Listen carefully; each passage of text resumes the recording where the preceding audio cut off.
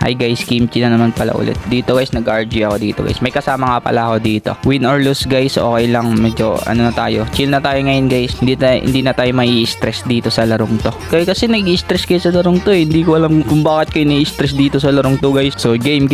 Pero bago yan guys, kung hindi ka pa nakapalo sa page natin, tsaka nakasubscribe sa YouTube channel natin, malose trick ka sana. Dito guys, walang marksman, so nag-marksman na tayo dito. Syempre hindi ako marunong mag-carry guys, pero dahil sa mga pinapanood ko sa TikTok, mga napapanood ko sa TikTok pala, syempre kaya. So GGG. Syempre guys, you know the drill. Kapag ka nagre-red buff yung core ninyo, syempre dish nyo guys. Malaking tulong na yun, kahit ano lang, lapag nyo lang first kill nyo dun sa buff, malaking tulong na yun. Tapos dito guys, kalin nga pala natin si 1-1. Buti na lang guys, hindi ganun karunong yung ano guys, 1-1. Kaya GG sa atin to dito sa lane guys, panoorin nyo. Ito kasi kinaganda sa ano sa carry guys, ang duga talaga. Tingnan nyo guys, ginigate keep ko na dito yung 1-1, tapos may dalaw pa ng mage natin dito, angas talaga.